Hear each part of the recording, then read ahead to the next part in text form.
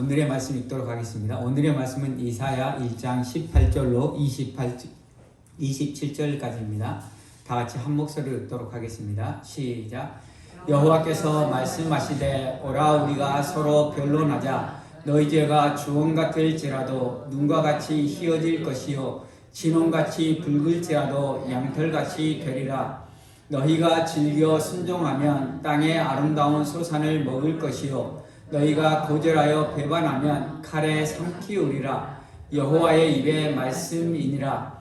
신실하던 성읍이 어찌하여 창기가 되었고 공평이 거기 충만하였고 의리가 그 가운데 거하였었더니 이제는 살인자들 뿐이었도다. 내 은은 찢기가 되었고 너의 포도주에는 물이 섞였도다. 내 방백들은 패역하여 도적과 짝하며 다 뇌물을 사랑하며 사례물을 구하며 고아를 위하여 신원치 아니하며 과부의 송사를 수리치 아니하는도다.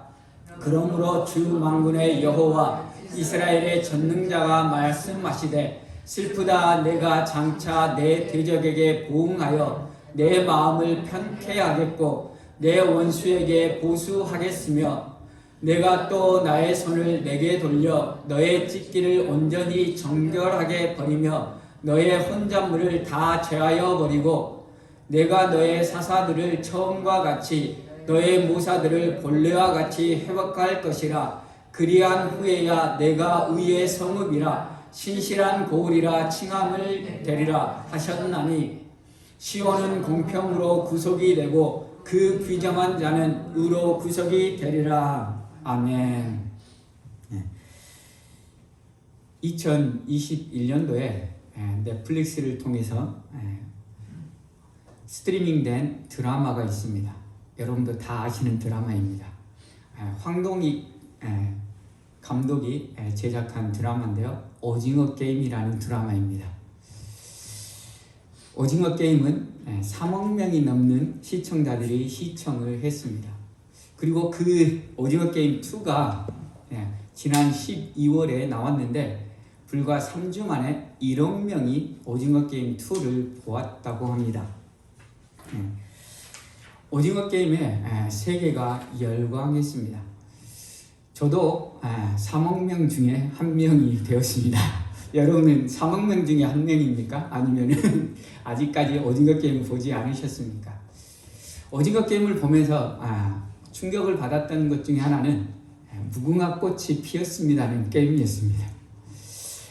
여러분 다 어렸을 때 해보셨겠지만 무궁화 꽃이 피었습니다는 무궁화 꽃이 피었습니다 하는 동안에 움직여서 가다가 딱 술래가 도는 순간 멈춰야 되는 것입니다. 그 게임을 하는데 멈추지 못한 사람들을 잔인하게 총으로 쏴서 죽였습니다. 저도 충격을 받았고 거기 참가자들도 그 드라마에 나오는 참가자들도 대단히 충격받은 모습으로 비명을 지르며 난리가 났습니다. 그 게임을 끝나고 나서 사람들이 다 모였습니다. 그런데 그렇게 잔인한 게임이 되었는데 사람들은 계속해서 그 게임을 하려고 하는 것입니다. 그 이유는 그 죽은 사람들의 몫으로 1억이라는 돈이 적립되고 그 돈을 다시금 나눠주기 때문입니다. 이 죽음의 게임에 동참하게 된 것은 본인의 선택이었습니다. 이러한 게임이 있는데 참석할 거냐 참석하지 않을 거냐라고 물어봤을 때 그 게임에 참석한 사람들은 다 스스로 선택해서 그 게임에 참석했습니다. 그러나 스스로 선택했다기보다는 어쩔 수 없는 선택이었습니다. 왜냐하면 그 게임에 참석한 사람들은 모두 다 빚진 사람들이었습니다. 근데 그 빚이 어느 정도 내가 열심히 노력하면 갚을 수 있는 빚이 아니라 내가 평생 노력해도 갚을 수 없는 빚에 시달리던 사람들, 그리고 자신뿐만 아니라 자신의 온 가족들도 빚에 시달리고 있었던 사람들입니다. 그 사람에 와서 너 이 게임에 참석해서 우승하면 돈을 받을 수 있고 모든 것들을 다 청산하고 새로운 삶을 살 수 있다는 제안을 했습니다. 그러니 죽기 아니면 이 게임을 하는 것이 낫겠다는 생각에서 다 게임을 선택했습니다. 그리고 방금 전에 말씀드린 것처럼 첫 번째 게임에 그들은 대단히 충격을 받았습니다. 왜냐하면 그냥 단순한 게임인 줄 알았는데 사람들이 죽어나가는 것을 자신들의 눈으로 보았기 때문입니다.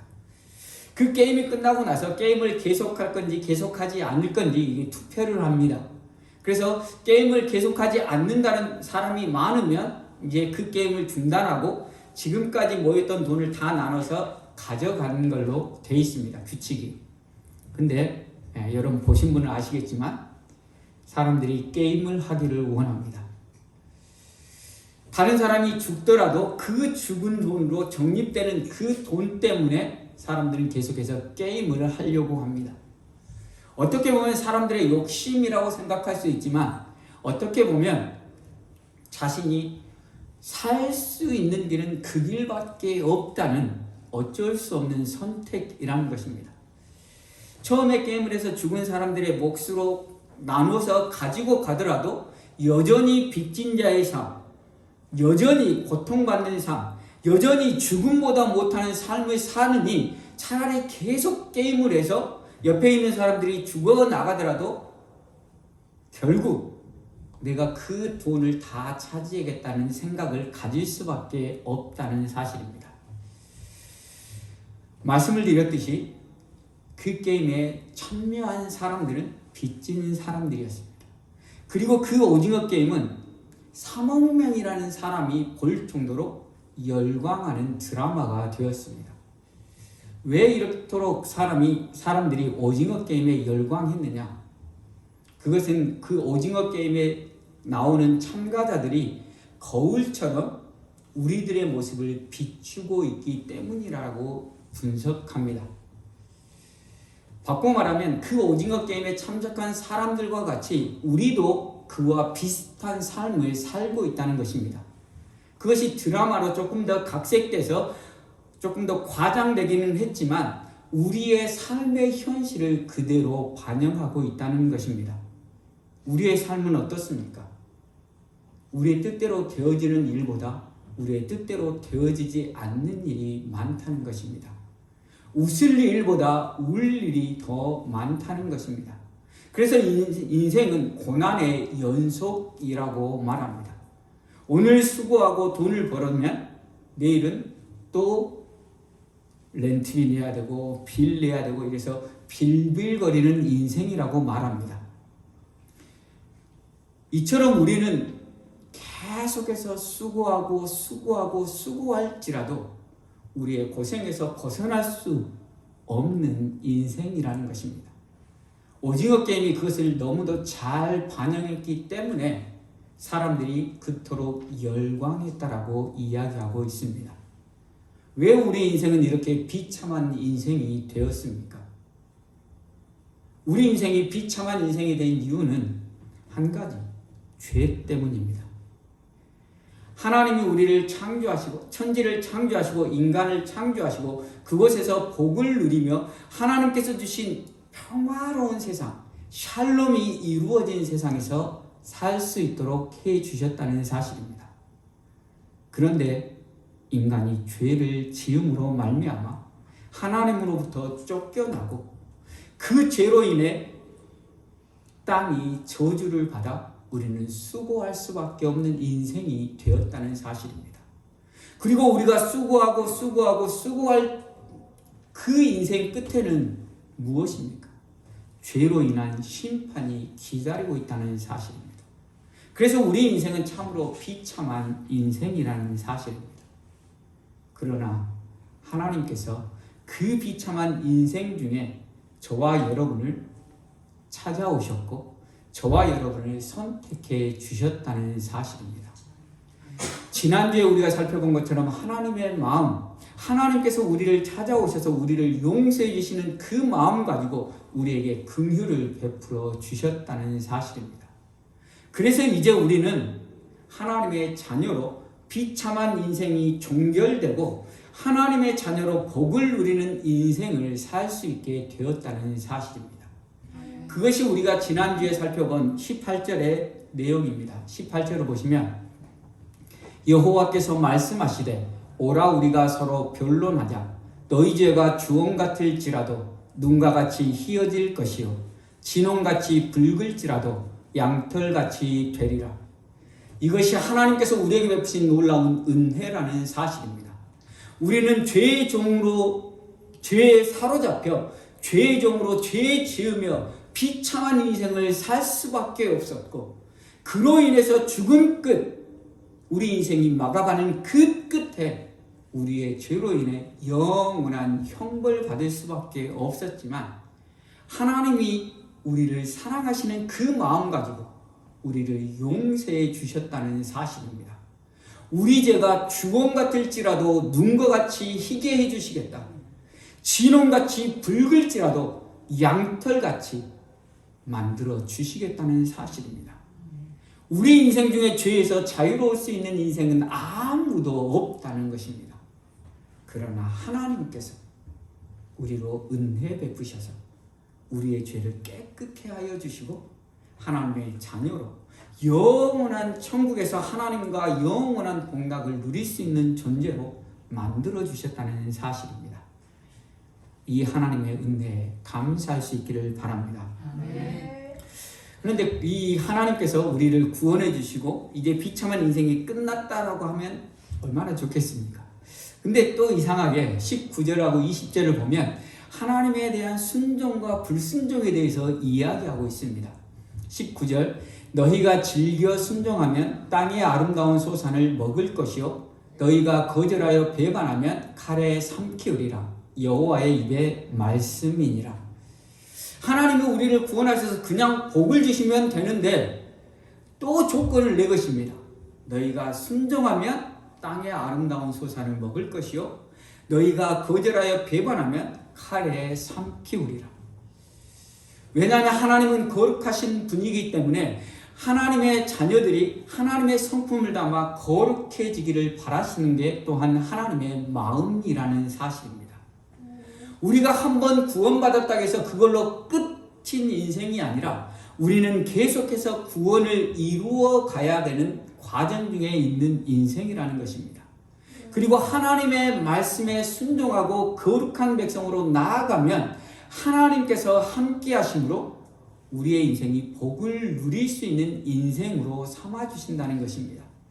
그러나 반대로 여호와를 거절하면 여호와의 심판, 진노가 있다는 것을 말씀하고 계시는 것입니다. 이스라엘 백성이 하나님의 은혜로 가나안 땅에 들어갔습니다. 그러나 가나안 땅의 그 젖과 꿀이 흐르는 것을 그들이 누릴 수 있을 때는 하나님의 말씀에 순종할 때에만 누릴 수 있다는 것입니다. 왜냐하면 하나님은 이스라엘 백성을 통해 자신의 거룩함을 드러내기를 원하셨기 때문입니다. 하나님이 우리를 하나님의 자녀 삼으신 이유가 바로 여기 있다는 것입니다. 우리를 통해서 거룩하신 하나님을 드러내기 위해서 우리로 거룩한 자녀로 삼아 주셨다는 사실입니다. 그런데 실상 이스라엘의 모습은 어떠한 모습이냐면 21절을 보면 신실하던 성읍이 어찌하여 창기가 되었는고 공평이 거기 충만하였고 의리가 그 가운데 거하였더니 이제는 살인자들 뿐이었도다. 신실하신 성읍이 창기가 되었다는 것입니다.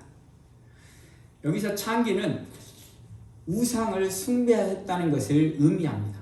성경에서 간음했다고 하면 실제적으로 다른 여인을 취해서 간음했다라고 이야기가 될 수도 있지만 구약 성경에서 간음한 백성이다라는 의미는 우상을 숭배한 백성이라는 것을 이야기하고 있습니다. 반대로 신실한 성읍은 하나님 한 분만을 섬기는 백성을 이야기하고 있는 것입니다.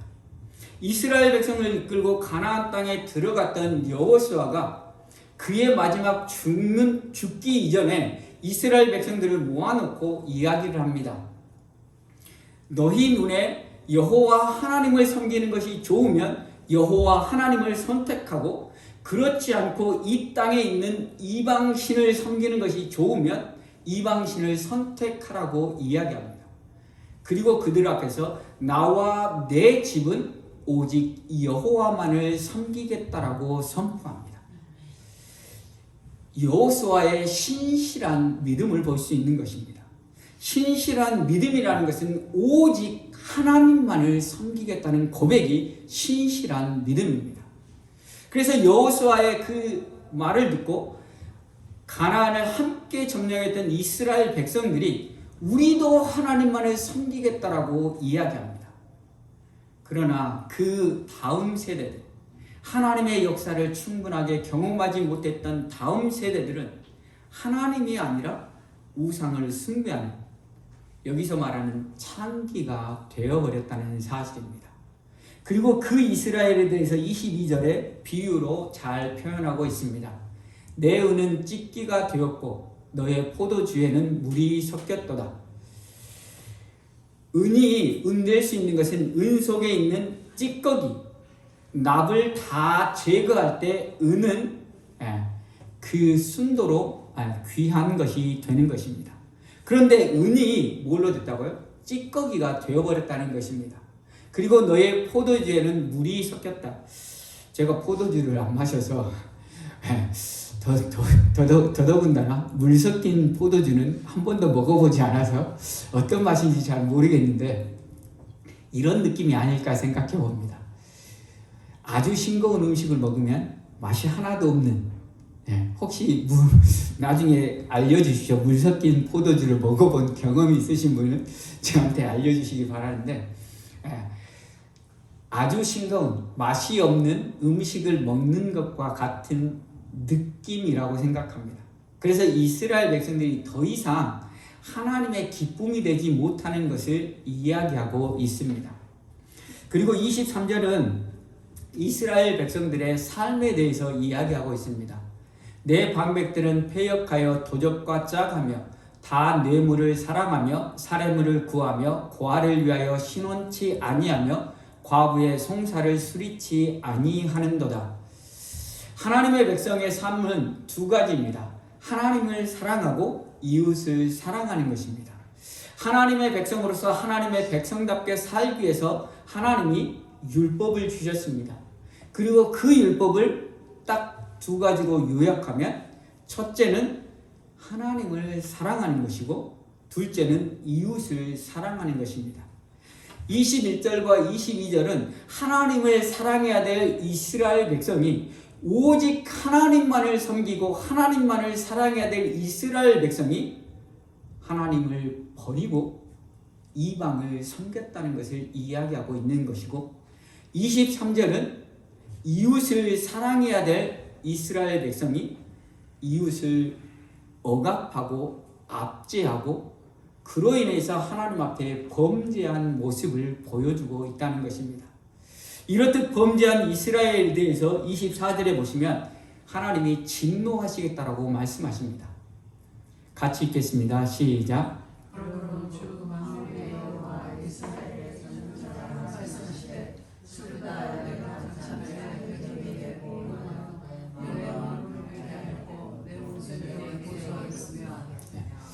그렇습니다. 이스라엘 백성이 하나님의 사랑도 버리고 이웃을 사랑하는 것도 버렸습니다. 그래서 그러므로 주 만군의 여호와가 이제 진노하시겠다는 것입니다. 그런데 이스라엘 백성은 누굽니까? 하나님의 백성입니다. 그런데 하나님의 백성을 내 대적에게 보응하며 내 원수에게 보응하겠다고 말씀하십니다. 이스라엘 백성, 하나님의 선택된 백성인데 대적이라고 말하고 원수라고 말하고 있습니다. 하나님이 이토록 강경한 언어를 쓰시는 이유는 이스라엘 백성들이 얼마만큼 하나님 앞에 범죄했는가, 타락했는가를 우리가 지난 시간에서 살펴보았죠. 하나님의 성전에 무엇을 갖다 놨다고요?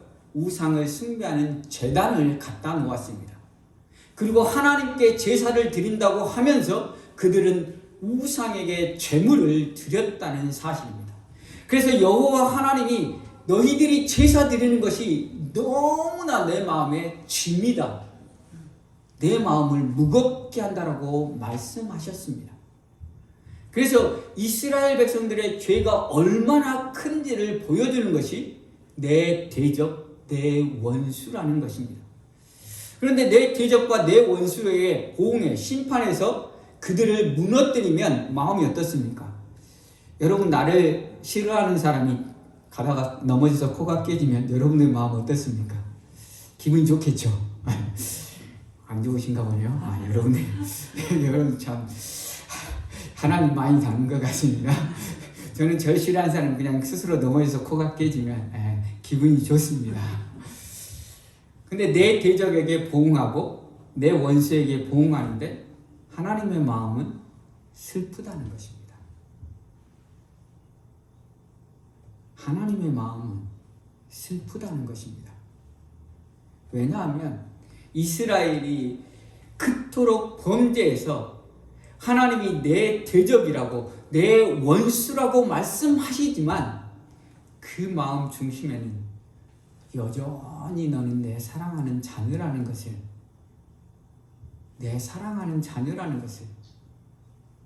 보여주고 계시는 것 말씀이라는 것입니다. 내가 어쩔 수 없이 너에게 징계하지만 내 마음은 너무 다 아프다는 것입니다. 그 부모가 잘못 가고 있는 자녀들을 채찍으로 매로 때릴 때의 심정이 바로 하나님의 심정이라는 사실입니다. 너희가 이 길로 가면 잘못된 길이고 너희 이 길로 가면 네 인생이 망한 길이기 때문에 그 길로 가지 못하게 내가 매를 들어서 너를 때리지만 때리는 내 마음은 맞는 너보다 더 아프고 더 슬프다는 것이 바로 하나님의 말씀이라는 사실입니다. 하나님은 이토록 우리를 사랑하시는 분이라는 사실입니다. 그리고 25절부터 보면 하나님의 죄에 대한 징계가 나옵니다. 근데 참 아이러니합니다. 25절부터 한번 읽어보도록 하겠습니다. 25절부터 27절까지 읽도록 하겠습니다. 시작. 내가 또 나의 손을 내게 돌려 너의 찢기를 온전히 청결하여 버리며 너의 혼잣물을 다 제하여 버리고 내가 너의 사사들을 처음과 같이 너의 보사들을 본래와 같이 회복할 것이라. 그리한 후에야 내가 의의 성읍이라 신실한 고을이라 칭함이 되리라 하셨나니 시온은 공평으로 구속이 되고 그 귀정한 자는 의로 구속이 되리라. 아이러니하지 않습니까? 이스라엘 백성이 하나님 앞에도 범죄했고 이웃에게도 범죄했습니다. 하나님께서 주신 말씀을 순종하지 않고 불순종했습니다. 그들의 불순종이 얼마나 악했던지 하나님은 이스라엘 백성을 향해서 내 대적, 내 원수라고 말씀하시고 심판하시고 보수하시겠다고 말씀하십니다. 그러나 그 심판과 보수의 내용은 징계가 아니라 회복이라는 것입니다. 시온은 공평으로 구속되고 그 귀정한 자는 의로 구속되리라. 앞뒤가 맞지 않는 말씀을 하고 계시는 것입니다. 왜 그럴까요? 왜? 하나님은 이스라엘로 자신의 죄를 깨닫기를 바라신 것입니다. 하나님 앞에 내가 죄인입니다라고 고백하기를 바라신 것입니다. 그래서 하나님은 계속해서 내 죄를 고발하고 있는 것입니다. 너는 죄인이다라고 고발하고 있고 하나님 앞에 내가 죄인입니다라고 고백하며 나아올 것을 이야기하고 있는 것입니다. 하나님 앞에 내가 죄인입니다라고 고백하며 나올 때 하나님은 그 죄를 용서하시고 그 성읍을 의의 성읍으로 그리고 구속이 되도록 은혜를 베풀어 주신다는 것입니다. 사랑하는 성도 여러분, 죄를 고백하며 나아갈 수 있기를 바랍니다.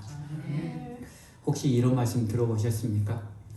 사고가 나면 절대 하지 말아야 될 말이 있습니다. 무슨 말을 안 해야 됩니까? 미안하다, 괜찮냐는 말을 하지 말라고 이야기합니다. 왜 그렇습니까? 그 말을 하는 순간 내가 잘못한 것을 인정하는 것이 되기 때문에 교통사고가 나면 절대 내려가서 미안하다, 괜찮냐라고 물어보니까 그냥 입 닫고 가만히 있으라고 이야기합니다.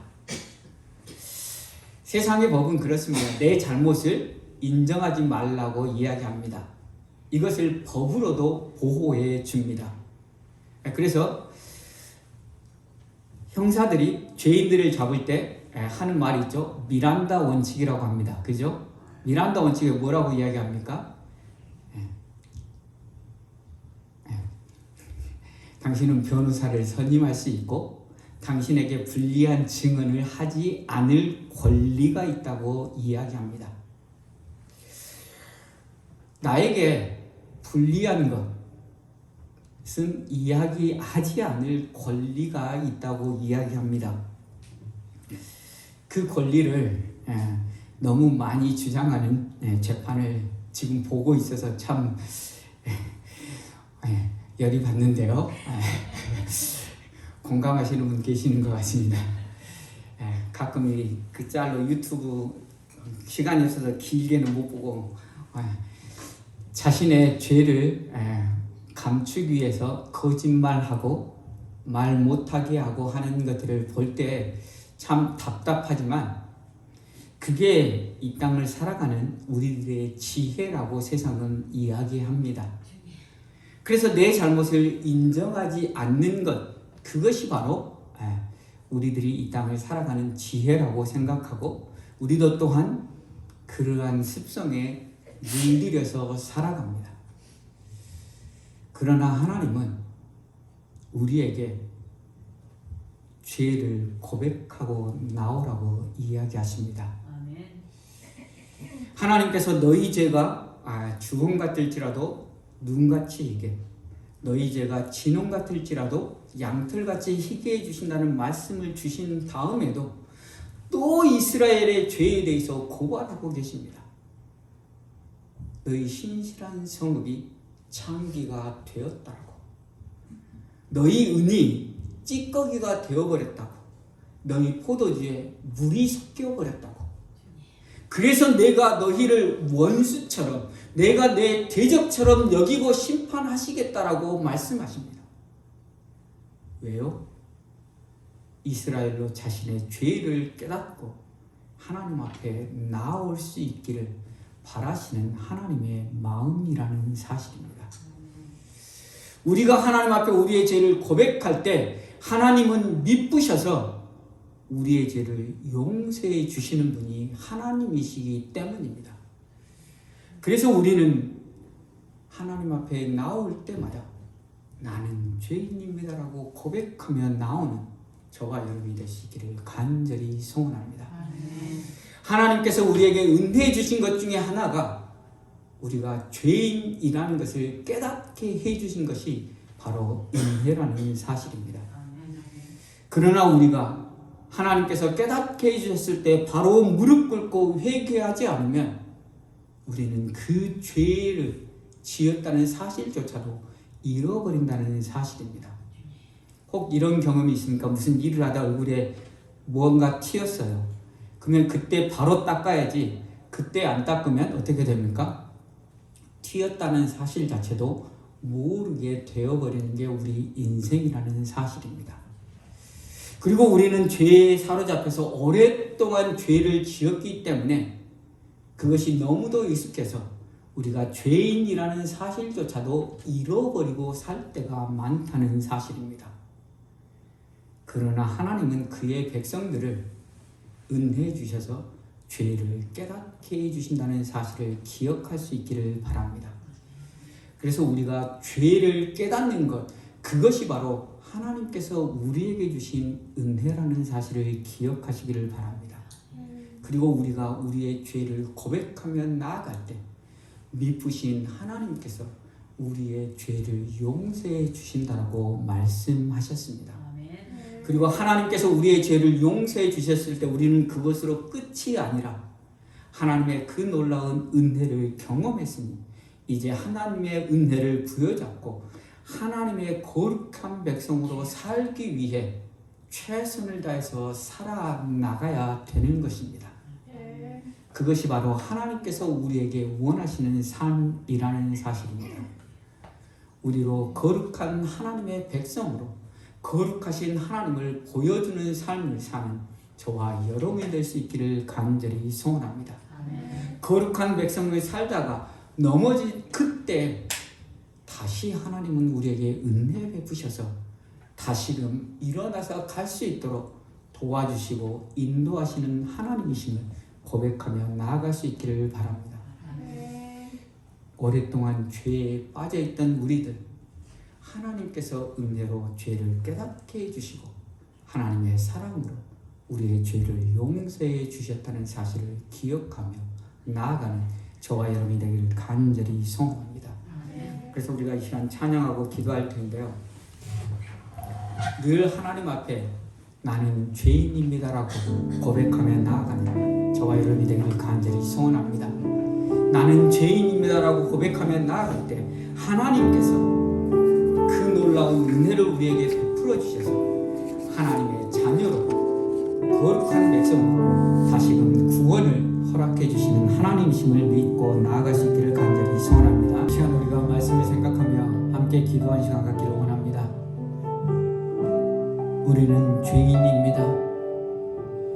죄의 종으로 죄만 짓고 이 땅에 비참하게 살아갈 수밖에 없는 인생이었습니다.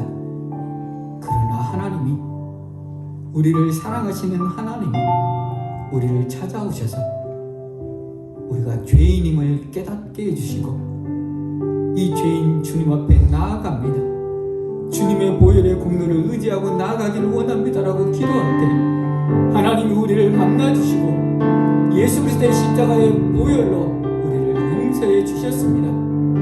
그 보혈의 공로에 감사할 수 있기를 바랍니다. 나 같은 죄인 살리기 위해 십자가에 죽으신 주님의 은혜에 감사할 수 있기를 바랍니다. 그리고 이제 하나님의 거룩한 백성으로 하나님의 백성답게 살겠습니다라고 결단하며 나아가도록 하겠습니다. 이 시간 함께 기도하겠습니다. 아버지 하나님 감사합니다. 하나님, 나 같은 죄인 살리기 위해 예수 그리스도의 십자가의 보혈로 하나님 구원해 주시는 너무도 감사합니다. 내가 아버지 하나님 죄의 종으로 내 지은 것에 죄밖에 없을 그때 하나님 우리를 찾아오셔서 만나주시고 하나님 우리로 하나님의 자녀 삼아주시니 너무도 감사합니다. 죄의 허물로 인하여서 하나님 비참한 인생을 살아가고 있는 우리들, 아버지 하나님 그 죄에서 벗어나고 지금 발버둥 치면 스스로 얻는 그 죄에 더욱더 빠질 수밖에 없는 연약한 인생이었습니다. 그러나 하나님께서 우리를 찾아오셔서 하나님께 사랑하는 자들에게 불러주시니 너무도 감사합니다. 그 놀라운 하나님의 사랑이 있음에도 불구하고 여전히 지각 가운데 머무르는 우리의 것은 아닙니까? 다시 한번 회개하며 나아가기를 원합니다. 다시 한번 주의 거룩한 백성으로 살아갈 수 있도록 은혜를 주시기 바랍니다. 하나님, 이 시간 우리가 주님을 다시 한번 고백하기를 원합니다. 죄가 깊은 곳에 은혜가 깊다고 말한 사도 바울의 고백입니다. 아무튼 우리가 주님의 주님을 제대로 알게 해주시고 주의 뒤에 계시님으로 말미암아 하나님의 은혜가 되었습니다. 하나님 우리를 구원하여 주십시오. 다시금 주님의 은혜를 사모하며 주님의 은혜를 갈망하며 주님의 보혈을 구하는 자를 맺을 있도록 은혜를 베풀어주시기를 간절히고, 우리가 얼마나 큰 죄인입니까? 그럼에도 불구하고 아버지 우리가 거룩한 자처럼 살아가고 있다. 아버지 어리석은 우리 모습은 아닙니까? 다시 한번 주님 앞에 우리가 죄인임을 고백하게 하여 주십시오. 우리가 죄인임을 고백하며 나아갈 때 하나님 은혜의 손으로 우리를 만져주셔서 주님의 피 묻은 보혈로 우리를 씻어주십시오. 주님의 피 묻은 보혈로 우리를 정결케 하여 주시사 우리로 다시금 하나님의 거룩한 백성으로 살아갈 수 있도록 은혜 베풀어 주시기를 간절히 소원합니다. 주님 모시고 주님 은혜 베풀어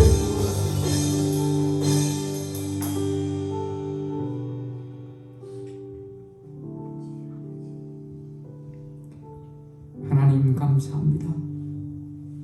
나 같은 죄인 살리기 위해 예수 그리스도를 이 땅에 보내시고 십자가의 보혈로 우리를 구원해 주시니 너무도 감사합니다.